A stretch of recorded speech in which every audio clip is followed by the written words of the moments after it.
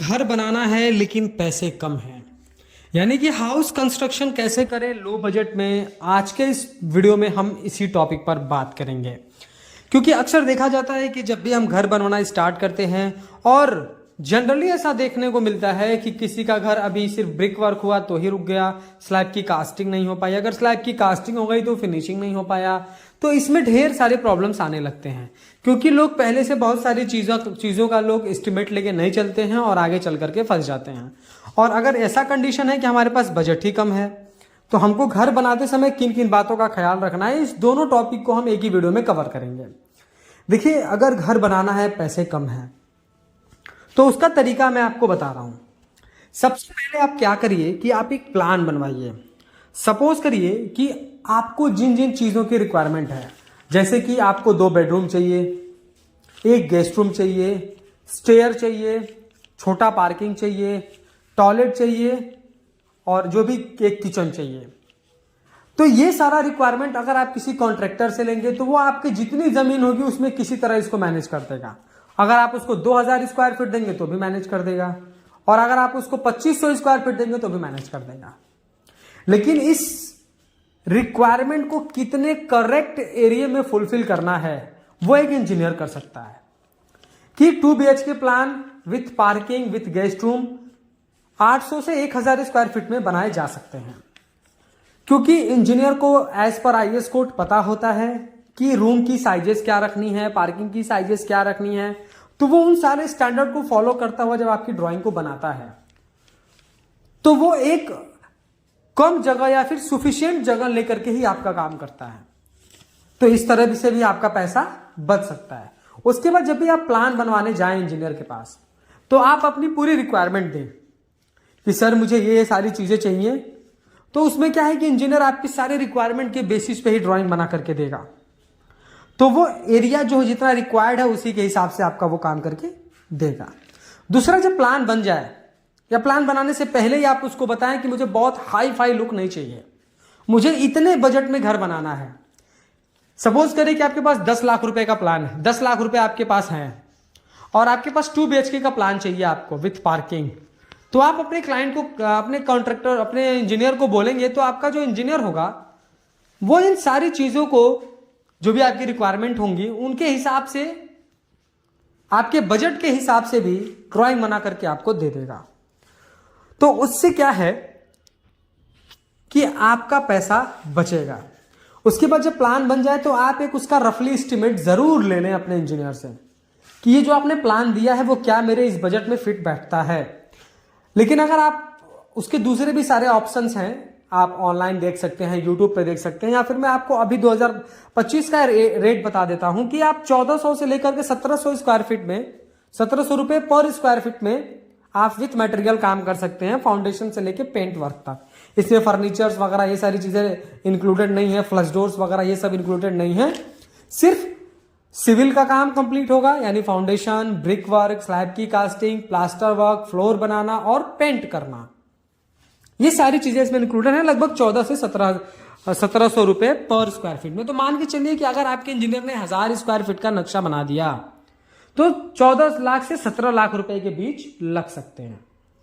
तो अगर आप पहले से प्लान करके चलेंगे तो आपका पैसा भी बचेगा, और ऐसा आपके साथ नहीं होगा कि आपका काम अभी आधा अधूरा हुआ और आपका बजट कम हो गया। तीसरा, अगर आपके पास बजट कम है तो आप अपने इंजीनियर से कुछ चीजें कंसल्ट कर लें कि सर अभी क्या है कि मुझे सिर्फ 2 रूम बनाने हैं, एक किचन बनाना है, एक स्टेयर बनाना है, एक बाथरूम बनाना है, और बाकी सारी चीजें मैं आगे चल करके बनाऊंगा। उसके हिसाब से भी वो आपको प्लान देगा। या फिर आप काम को स्टेप बाय स्टेप में कर सकते हैं। सपोज करिए कि आपको प्लान अगर 1000 स्क्वायर फीट का मिला जिसमें 17 लाख रुपए लगने हैं और बजट 10 लाख रुपए है, तो आप किस तरीके से काम कर सकते हैं। आप सबसे पहले काम कर सकते हैं स्टेप टू स्टेप करना, यानी पहले आप फाउंडेशन कर लीजिए, ब्रिक वर्क कर लीजिए और स्लैब की कास्टिंग कर लीजिए। स्लैब की कास्टिंग करने का ये आपका पहला स्टेप हो गया। उसके बाद finishing work, plaster work, finishing, plumbing, electrical work, paint work, ये आप आगे चल के करा सकते हैं। या फिर आप ऐसे भी कर सकते हैं कि बजट बहुत कम है तो आपने ड्राइंग बनवाई और प्लिंथ बीम तक काम किया और रोक दिया, फिर आपने ब्रिक वर्क किया स्लैब की कास्टिंग तक और स्लैब की कास्ट करी, फिर उसके बाद प्लास्टर वर्क किया। तो आप स्टेप बाय स्टेप भी कर सकते हैं। अगर आपको स्टेप बाय स्टेप करना है तो आपको कुछ चीजों का ख्याल को करना पड़ेगा, क्योंकि अगर आप इसमें कॉन्ट्रैक्टर को देते हैं तो कॉन्ट्रैक्टर को बार बार काम लेना पकड़ना छोड़ना में उसको दिक्कत तो आएगी। तो आपको ये सारी चीजें फेस करनी पड़ सकती हैं। और दूसरी चीज कि आप अगर स्टेप बाय स्टेप काम कराने वाले हैं तो मटेरियल उतना ही साइट पर मंगवाएं जितने की जरूरत है। ऐसा नहीं कि कोई मेरा जो है जानने वाला है और मुझे बहुत सारी चीजें अभी मुझे मिल जा रही हैं तो लेकर के साइट पर स्टोर नहीं करना है। जैसे कि आपने सीमेंट ज्यादा मंगा दिया, 3 महीने बाद वो एक्सपायर हो जाएगा।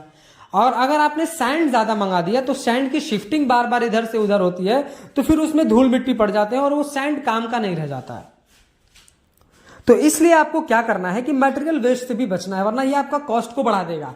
सपोज करिए कि आपने जो है रेती बहुत ज्यादा गिरवा लिया, स्लैब की कास्टिंग तक होने और फिनिशिंग तक का गिरवा लिया और काम आपने किया प्लिंथ लेवल तक, और फिर जब काम आप 2-4 महीने 6 महीने बाद चालू करते हैं तो वो बालू काफी वेस्ट हो चुका होता है। उसके बाद क्या करना है कि जब आप काम आपको कराना है तो आप एक लेबर कॉन्ट्रैक्टर को हायर करें। देखिए, अगर आपके पास काम का नॉलेज नहीं है और अगर आप लेबर बेस पे कराएंगे, डेली लेबर मिस्त्री लेकर के आएंगे, खुद कराएंगे, तो वो टाइम को पास बहुत करते हैं, क्योंकि आपके पास काम का अंदाजा नहीं है। आप नेक्स्ट स्टेप क्या करना है आप उसको बता नहीं पाते हैं, जिसके चक्कर में क्या होता है कि वो बहुत टाइम को पास करता है। तो इसके लिए आपको क्या करना है, या तो आप अपस्किल हो, आपको सारी चीजें आती हो तो ठीक है, नहीं तो आप एक लेबर कॉन्ट्रैक्टर रेट रख लीजिए लेबर बेस पे कि आप मटेरियल आप प्रोवाइड करिए, वो सिर्फ अपने मिस्त्री लेबर को लेकर आएगा, स्क्वायर फीट पे हम आपको पैसे देंगे। लेकिन लेबर कॉन्ट्रैक्टर चुनते हुए भी आपको ऐसा नहीं करना है कि आपको सबसे कम पैसे में काम करके दे रहा है उसी को लेके आना है, क्योंकि सबसे कम पैसे में क्या है, बहुत सारे कॉन्ट्रैक्टर ऐसे होते हैं कि काम नहीं मिलता है तो कम पैसे पे भी जो है काम चालू कर देते हैं और फिर थोड़े से काम करने के बाद पैसे उठाते हैं और फिर काम को छोड़ करके भाग जाते हैं, काम को बीच में रोक देते हैं। तो इन सारी चीजों से फिर आपको प्रॉब्लम आ सकती है, आपका काम भी रुक सकता है और आपका रेट भी बढ़ सकता है। तो आपको क्या करना है कि जो भी आप कॉन्ट्रैक्टर जिसको भी आप काम देने वाले हो, पहले आप उसका प्रीवियस काम देखो, जिस साइट पर उसने काम किया है उस पर जाकर काम को चेक करो, जिस क्लाइंट का काम किया है क्लाइंट से मिलो, उसके बिहेवियर के बारे में जानो और फिर आप उसको अपना काम दो, पर उस पर भी एग्रीमेंट के हिसाब से दो कि आप मुझे कौन कौन सा काम कैसे करके दोगे और कौन सा काम आप नहीं करोगे। ये सारी चीजें मेंशन होनी चाहिए और ये भी होना चाहिए कि आप किस रेट पर हमारा काम कर रहे हो, तो इससे आप अपना पैसे बचा सकते हो।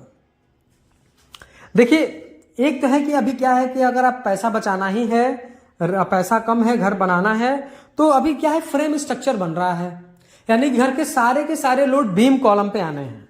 तो उस कंडीशन में क्या होता है कि आपका सारा का सारा जो लोड होता है बिल्डिंग का वो बीम कॉलम पे आता है। तो इस केस में आप आउटर की दीवार ड्यू टू सिक्योरिटी पर्पज आप 9 इंच का रखें, लेकिन अंदर की सारी दीवारों के आप 5 इंच कर दें, 4 इंच कर दें, तो इससे भी आप ईंट कम लगेगा, तो लेबर कॉस्ट कम होगा, ईंट की बचत होगी, मोटार यानी सीमेंट सैंड की बचत होगी और टाइम भी बचेगा। तो इससे भी आप पैसे को कुछ हद तक बचा सकते हैं। उसके बाद जब आप ड्राइंग बनवाते हैं तो कभी भी आप अपने इंजीनियर को खूब हाई प्रोफाइल एलिवेशन घर का डिजाइन बनाने के लिए ना कहें। आप घर का जो फ्रंट लुक जिसको हम एलिवेशन ड्राइंग बोलते हैं वो आप एक सिंपल और न्यू रखें। आप सिविल का काम ज्यादा कराएं, उसमें आप पीवीसी पैनल्स या फिर एसईपी का काम, डेकवुड का काम, ये सारी चीजें आप उस पर करवाएंगे तो उसमें आपके घर का खर्च बढ़ जाएगा। तो आप एलिवेशन सिंपल रखें पर न्यू रखें। घर पे आप फिनिशिंग का काम करवा रहे हैं तो पुट्टी करके आप प्राइमर कर सकते हैं, उससे भी घर जो है काफी वाइड लगता है, काफी प्रीमियम लगता है। और पैसे अगर बचाने ही हैं तो घर में बहुत महंगे महंगे पत्थर की तरफ न जा करके मैं आपको सजेस्ट करूंगा कि पत्थर के लुक के बहुत अच्छी अच्छी टाइलें आ गई हैं जिनका लाइफ भी काफी अच्छा है और रेट बहुत कम है, तो आप उनको भी लगा सकते हैं। इन सारी चीजों को अगर आप करते हैं तो आपका कंस्ट्रक्शन डेफिनेटली उसका कॉस्ट जो है वो कम होगा। वीडियो पसंद आया तो प्लीज वीडियो को लाइक कर दें और अगर चैनल पर नए हैं कंस्ट्रक्शन से रिलेटेड ऐसे ही इंफॉर्मेटिव वीडियोस इन फ्यूचर देखना चाहते हैं तो प्लीज चैनल को सब्सक्राइब करके बेल नोटिफिकेशन को ऑल पर प्रेस कर दें।